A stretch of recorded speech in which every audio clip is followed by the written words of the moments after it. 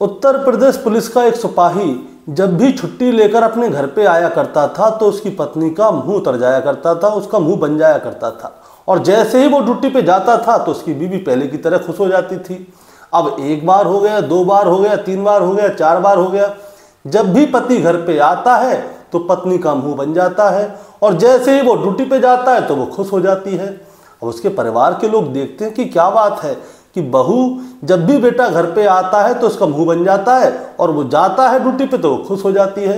तो वो ये वाली बात अपने बेटे को बताते हैं कि बेटा ऐसे ऐसे करके बात है, जब भी तुम घर आते हो तुम्हारी पत्नी का मुंह तर जाता है, वो मुंह बना के बैठ जाती है और जैसे ही तुम ड्यूटी पे जाते हो वो खुश हो जाती है। अब उसके पति को भी शक हुआ कि बात क्या है। अब वो सिपाही था तो उसने अपनी सिपाही की पावर दिखाई और अपनी पत्नी की थोड़ी जासूसी की और उसकी कॉल डिटेल निकलवाई। तो पता चलता है कि उसकी पत्नी किसी से घंटों घंटों तक बातें करती है। अब इसी बीच में क्या होता है, सिपाही अपनी पत्नी के पास आता है, उससे कहता है कि मुझे तुम्हारे बारे में सब कुछ पता चल गया है कि तुम किसी से बात करती हो। अब तुम्हारे पास दो ऑप्शन हैं, या तो तुम जिस लड़के से बात करती हो उसके साथ जाओ या फिर तुम मेरे साथ रहो, बताओ किसके साथ रहोगी। तो उसकी पत्नी कहती है कि मैं आपके साथ रहूंगी। अब वो पत्नी अपने पति का साथ देती है, लेकिन दोस्तों इसके बाद क्या होता है, इसके बाद अचानक से ही दो कत्ल हो जाते हैं और ये कत्ल इतनी बेरहमी से होते हैं जितना कि आप सोच भी नहीं सकते। और दोस्तों ये बात इसके बाद सोशल मीडिया, प्रिंट मीडिया सब जगह फैल जाती है और आज हम उन्हीं दो कत्लों की बात करेंगे कि आखिर ये दो कत्ल किसके हुए थे, आखिर उस रात क्या हुआ था। तो दोस्तों आज की कहानी शुरू करूंगा उससे पहले मैं बस आपसे यही कहना चाहूँगा कि अगर आप मेरे चैनल पे नए हैं तो चैनल को जल्दी से सब्सक्राइब कर दीजिएगा ताकि रोजाना शाम को 8 बजे मैं आपके लिए एक सच्ची घटना की कहानी लेकर आ सकूं। नमस्कार दोस्तों, मैं गौरव शर्मा और आप देख रहे हैं गौरव शर्मा सफ़र। दोस्तों आज की जो सच्ची घटना मैं आपको सुनाने जा रहा हूं, ये सच्ची घटना शुरू होती है उत्तर प्रदेश की राजधानी लखनऊ से और लखनऊ में ही एक काकोरी करके एरिया पड़ता है और वहीं पे एक पुलिया है। दरअसल मैं बात कर रहा हूं 21 मार्च 2025 की रात लगभग 10 बजे का समय होता है। एक व्यक्ति इस पुलिया के नज़दीक से गुजर रहा होता है, तभी वो देखता है कि पुलिया के नज़दीक में ही झाड़ियों के पास दो लोग पड़े हुए हैं। अब ये दो लोग कौन हैं, उस व्यक्ति के मन में आती है कि चलो देख लेता हूँ कि कोई नशेड़ी वगैरह तो नहीं है उनके गाँव का, उनके घर पे जाके बता देगा कि भैया तुम्हारे यहाँ के लोग जो हैं दारू पी के शराब पी के पड़े हुए हैं। अब ये व्यक्ति जो है उन दोनों को पास से जाके देखता है और जैसे ही पास से जाकर देखता है तो दोस्तों उसके पैरों के नीचे से ज़मीन खिसक जाती है और उसके मुंह से चीख निकल जाती है। दरअसल जब वो उनके पास जाता है तो देखता है कि वो दोनों जो लोग हैं, जो दो लड़के हैं, वो खून से लहूलुहान पड़े हुए हैं। अब ये व्यक्ति ज़ोर ज़ोर से चिल्लाने लगता है ताकि आसपास में अगर कोई हो तो वो भी वहाँ पर आ जाए और इन लोगों के बारे में जानकारी ले। अब गांव के लोग जो उसकी चीख सुनते हैं, चीख पुकार की आवाज़ सुनकर तुरंत वहाँ पर पहुँच जाते हैं। अब वो लोग देखते हैं कि दो लोग हैं जिनके ऊपर के किसी धारदार हथियार से हमला किया गया है। अब इसी बीच पुलिस को फ़ोन कर दिया जाता है, पुलिस भी मौके पर आ जाती है। अब जब पुलिस मौके पर आती है तो इन दोनों व्यक्तियों के बारे में जानकारी ली जाती है कि आखिर ये दोनों कौन हैं जिनके ऊपर धारदार हथियार से हमला किया गया है। और जब उनके बारे में जानकारी मिलती है तो पता चलता है कि यहाँ से लगभग 5 किलोमीटर दूर एक गांव है जिसका नाम है पानखेड़ा। ये दोनों पानखेड़ा के ही रहने वाले हैं। इनमें से एक रमेश चंद्र हैं, उनका बेटा है जिसका नाम है रोहित राजपूत, उसकी उम्र है 26 साल, जो कि रेलवे में टेक्नीशियन के पद पे तैनात है। और दूसरा जो है गांव के ही एक किसान हैं जिनका नाम है राम नरेश, उनका बेटा है मनोज राजपूत, उसकी उम्र 23 साल है, जो कि डालचंद इंस्टीट्यूट में IIT की पढ़ाई कर रहा है। अब दोस्तों पुलिस जो है इन दोनों की लाश को हिरासत में ले लेती है, पोस्टमार्टम के लिए भेज देती है। अब इनके परिवार वालों से पूछा जाता है कि आखिर इन लोगों को कौन मार सकता है, इनकी किन से दुश्मनी थी और ये लोग यहाँ पर क्या करने आए थे। तब इनके परिवार वाले बताते हैं कि जो रोहित और जो मनोज हैं, ये दोनों 21 मार्च 2025 की रात लगभग 8 बजे यहाँ से ललता खेड़ा गांव के लिए निकले थे। दरअसल ललता खेड़ा गांव में इनका कोई दोस्त है, ये वहाँ पे पार्टी या बर्थडे पार्टी करने के लिए आए थे कि उन्होंने बताया था अपने घर पे कि मेरे दोस्त का जन्मदिन है, हम लोग जन्मदिन में जा रहे हैं और जल्द से जल्द वापस आ जाएंगे। अब दोस्तों ये लोग जो है अपने घर से ये कहकर निकले थे कि ये लोग बर्थडे पार्टी में जा रहे हैं और जल्द से जल्द वापस आ जाएंगे, लेकिन ये दोनों वापस नहीं आए, इनकी मौत की खबर वापस आई। अब दोस्तों मैं आपको बताना चाहूँगा कि रोहित की हत्या कैसे की गई थी। रोहित की जो है गर्दन और दोनों हाथों की कलाई काटी गई थी, जिसकी वजह से रोहित की मौत हो गई।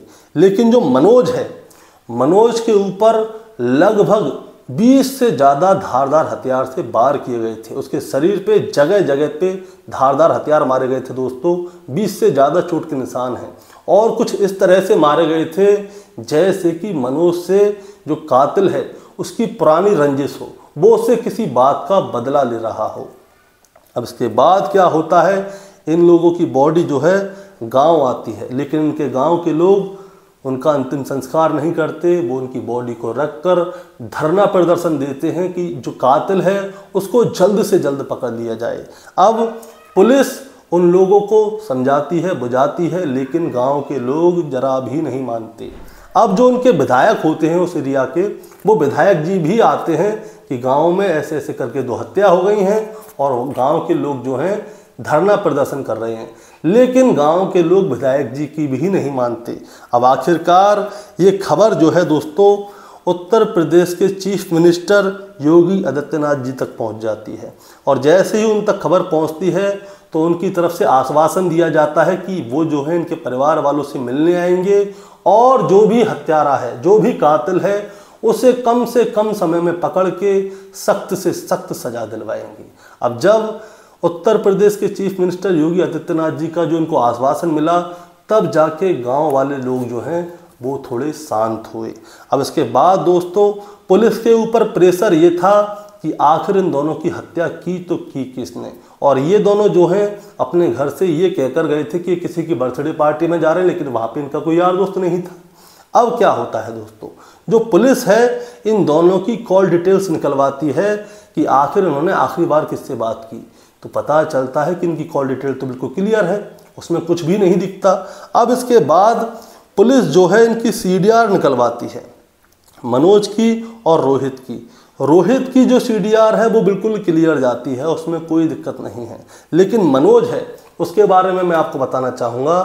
हत्या वाली रात को 8 बजे से पहले मनोज के पास 35 से ज़्यादा कॉल आए थे। अब पुलिस इस नंबर का पता लगाती है कि आखिर ये 35 कॉल किसने किए थे। और दोस्तों जब पुलिस इस नंबर के बारे में पता लगाती है तो पुलिस भी कंफ्यूज हो जाती है।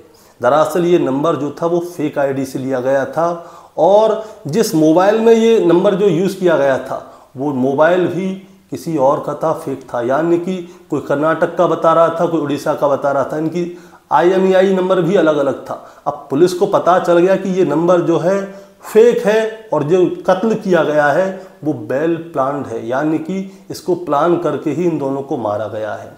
अब दोस्तों पुलिस फिर से इनकी CDR निकालती है कि इन्होंने कभी किसी से पहले बात की हो, तो उसमें एक नंबर और निकल आता है और वो नंबर निकलता है दोस्तों एक महिला का। वो महिला नज़दीक का ही गांव है, ईट गांव, वहाँ की रहने वाली होती है। उसका नाम होता है अंकिता, अंकिता उर्फ दीपिका। और अंकिता जो है एक पुलिस वाले की पत्नी है। इसकी शादी जो है 20 जून 2021 में हुई थी महेंद्र नाम के आदमी से, जो कि तेज किशन खेड़ा का रहने वाला है। अब पुलिस जो है अंकिता के पास जाती है और अंकिता के बारे में जानकारी लेती है। अंकिता के पास जाने से पहले उसके गांव में आसपास के लोगों से, उसके बाद अंकिता के पास जाती है कि क्या वो मनोज को जानती थी। तो अंकिता बताती है कि हाँ, मनोज जो है मेरे साथ मेरे स्कूल में पढ़ा करता था। उसके बाद में हम दोनों की जो दूरियां हैं वो चली गई, स्कूल कॉलेज चेंज हो गए। लेकिन इसके बाद क्या होता है 2008 उसके बाद में क्या होता है, एक मेला होता है और मेले में मनोज उसको मिल गया था। अब मनोज उसको मिल गया था तो उनकी बोलचाल हो गई। बोलचाल के बाद में उनके जो है फ़ोन नंबर आदान प्रदान हो गए और फ़ोन नंबर आदान प्रदान के बाद उन दोनों की दोस्ती हो गई। बस यहीं तक सीमित है, इससे आगे कुछ नहीं है। अब दोस्तों इनके पति के बारे में बताता हूँ, महेंद्र के बारे में। महेंद्र जो है 2018 में उत्तर प्रदेश में सिपाही के पद पे तैनात हो गए थे और तैनात होने के बाद में यहाँ से लगभग 135-40 किलोमीटर दूर लखीमपुर खीरी है, लखीमपुर खीरी पुलिस लाइन में जो है इनकी ड्यूटी लग गई थी। और इसके बाद में 20 जून 2021 को इनकी शादी जो है अंकिता के साथ हो जाती है। अब इसके बाद ये क्या होता है, महेंद्र अपनी ड्यूटी पे चला जाता शादी के बाद में। इसकी पत्नी गांव में अकेली रहती है अपने परिवार वालों के साथ में। लेकिन होता क्या है, जब भी महेंद्र अपने घर पे आया करता था तो इसकी पत्नी का चेहरा उतर जाया करता था और जैसे ही जाता था तो वो खुश हो जाती थी। एक बार हो गया, 2 बार हो गया, 3 बार हो गया, 4 बार हो गया। इसके घर के लोग भी परेशान कि जब जब बेटा घर पे आता है तो इसकी पत्नी का मुंह उतर जाता है और जैसे ही वो ड्यूटी पे जाता है तो ये खुश खुश दिखती है। तो इसके परिवार के लोग जो है महेंद्र से कहते हैं कि बात क्या है बेटा, जब भी तू घर पे आता है तो उदास उदास दिखती है और जैसे ही तू जाता है तो ये खुश हो जाती है। अब दोस्तों होता क्या है, महेंद्र इस चीज़ से थोड़ा चिंतित हो जाता है। अब वो एक पुलिस वाला था और लखीमपुर खीरी में पुलिस लाइन में था, तो वो क्या करता है, अपने पुलिस की पावर दिखाता है और अपनी पत्नी अंकिता का मोबाइल जो है ट्रेस करवाता है और उसकी जानकारी लेता है कि वो किससे कितनी कितनी देर तक बात करती है। तो उसे पता चलता है कि वो मनोज से घंटों घंटों तक बातें करती थी। अब मनोज की जानकारी लेता है कि मनोज कौन है, इन दोनों के बारे में जानकारी मिल जाती है। तो उसके बाद क्या होता है दोस्तों, ये जो महेंद्र है वो अपने घर पे आता है और अपनी पत्नी अंकिता से कहता है कि मुझे तुम्हारे बारे में सब कुछ पता चल गया है कि तुम मनोज नाम के एक लड़के से प्यार करती हो, उससे बातें करती हो, घंटों घंटों तक उससे बातें करती हो। सही सही बताओ ये मनोज कौन है और ये चक्कर कब से चल रहा है। तो अंकिता उसे बताती है कि शादी से पहले ही ये मनोज की दोस्त है और उसके साथ इसका प्रेम प्रसंग चल रहा है। लेकिन जो महेंद्र था वो सही आदमी था, पहले बात बता रहा हूँ, बाद में क्या है क्या नहीं है। महेंद्र अपनी पत्नी अंकिता से बड़े प्यार से बोलता है कि अंकिता अगर तुम मनोज से प्यार करती हो तो तुम जा सकती हो, मेरी तरफ से कोई रोक टोक नहीं है और अगर तुम चाहो तो मेरे साथ भी रह सकती हो। लेकिन तुम्हारे पास 2 ऑप्शन है, या तो तुम मनोज के साथ रहोगी या तुम मेरे पास रहोगी। अगर तुम मेरे साथ रहना चाहती हो तो मनोज को तुम्हें हमेशा हमेशा के लिए भूलना होगा। अब अंकिता वही त्रिया चरित्र दिखाती है, वो अपने पति महेंद्र से कह देती है कि मैं तो आप ही के साथ रहूँगी, क्योंकि अंकित अभी मनोज जो है वो अभी बेला है, उसको कोई काम नहीं कर रहा, IIT की पढ़ाई कर रहा है और महेंद्र जो है सरकारी नौकरी वाला है, तो उसके साथ जाके क्या करेगी, भूखी थोड़ी मरेगी। अब क्या होता है, वो महेंद्र का साथ दे देती है, वो कहती है कि मैं आप ही के साथ रहूँगी। अब कोई दिक्कत नहीं, महेंद्र और अंकिता अच्छी तरह से रह रहे होते हैं। लेकिन बाद में भी अंकिता जो है अपने पति महेंद्र को धोखा देती है। वो फिर भी मनोज से बातें करती थी पीछे से छुप छुप कर, लेकिन अब की बार महेंद्र को ये वाली बात चुभ गई थी, उस पर सहन नहीं हुई।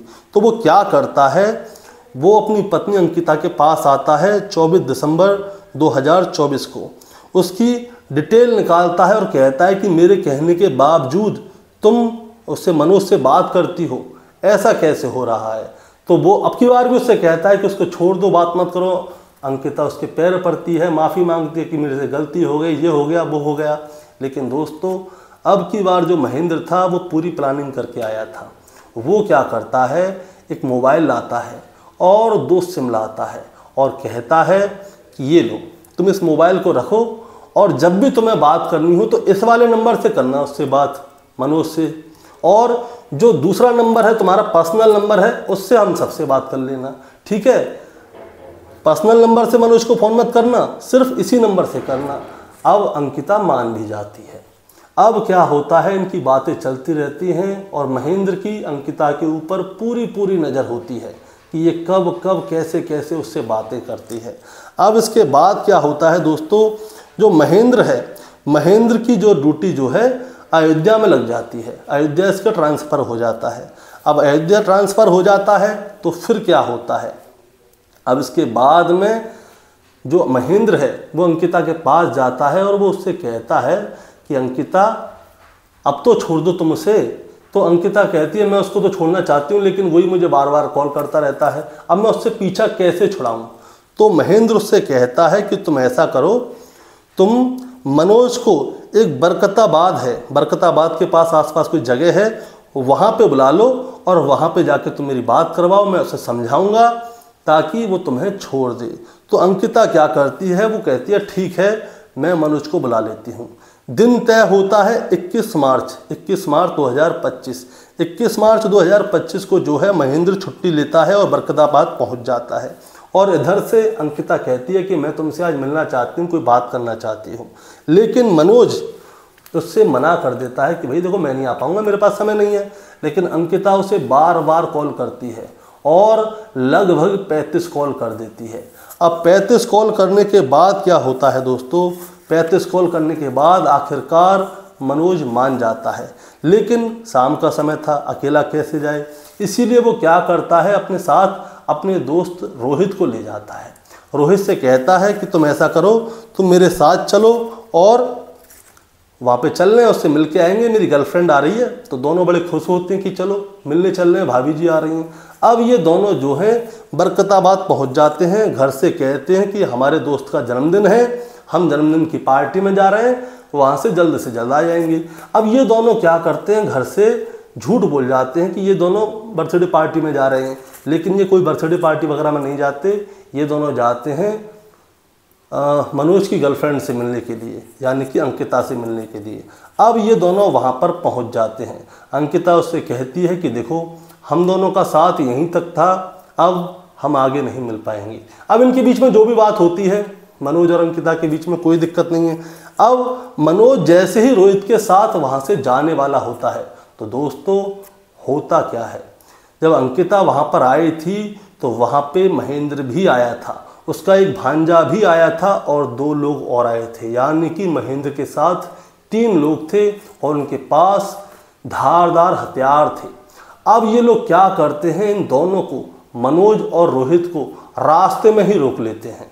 अब ये लोग इन दोनों के ऊपर हमला करना शुरू कर देते हैं।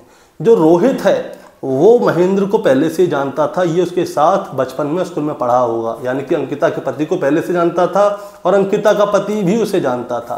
तो महेंद्र को ये हुआ कि अगर इसे छोड़ दिया तो ये गांव में जाके बता देगा कि मैंने हत्या की है, इसीलिए वो पहले रोहित को मारता है। और जब तक वो रोहित को मारता है तब तक जो मनोज है वो उसके 3 साथियों ने पकड़ा हुआ था। अब होता क्या है, ये धारदार हथियार से मनोज के ऊपर बार पे बार कर रहे होते हैं, तो अंकिता उसके वहाँ पे आती है बीच में रोकने के लिए, बीच बचाव करने के लिए। इसी बीच अंकिता की उंगली पर भी धारदार हथियार पड़ जाता है, जिससे कि उसकी उंगली कट जाती है। और इन दोनों को मारने के बाद अंकिता, महेंद्र और उसके 3 साथी वहाँ से रफू चक्कर हो जाते हैं और महेंद्र जो है अपनी ड्यूटी पे चला जाता है वापस, ताकि किसी को ये पता ना चले कि महेंद्र इस हत्याकांड में शामिल था। लेकिन पुलिस जो है ढूंढती ढूंढती अंकिता के घर तक पहुंच गई थी और अंकिता की उंगली जो है वो कट रही थी।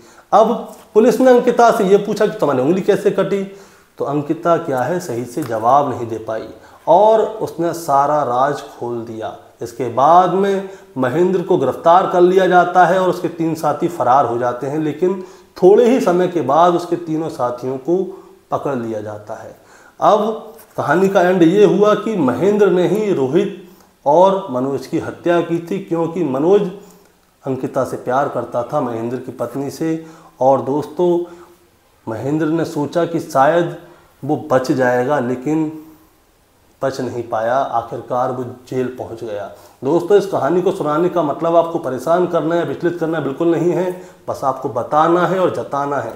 बताना ये है कि झूठ की नींव जो है ज़्यादा दिनों तक नहीं चलती। अंकिता मनोज से शादी से पहले से ही प्यार करती थी, चलो लोग करते हैं, बहुत सारे लोग हैं, लेकिन जैसे ही उसकी शादी हुई उसने अपने जो है पुराना आशिक मनोज है उसको छोड़ा नहीं, वो उसके संपर्क में ही रही शादीशुदा होने के बावजूद।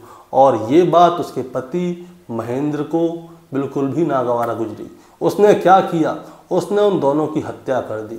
अगर अंकिता समय रहते ही अपने पैर पीछे खींच लेती तो आज मनोज और रोहित दोनों जिंदा होते, वो भी अपने पति महेंद्र के साथ खुश होती। लेकिन अब मनोज और रोहित की हत्या हो चुकी है। अंकिता, महेंद्र और इनके 3 साथी जेल में रहेंगे। अब दोस्तों इसके बारे में आपका क्या कहना है, आप जरा हमें कमेंट में बताएं। और चैनल पे नए हैं तो सब्सक्राइब करके जाएं ताकि रोजाना शाम को 8 बजे मैं आपके लिए एक सच्ची घटना की कहानी लेकर आ सकूं। नमस्कार।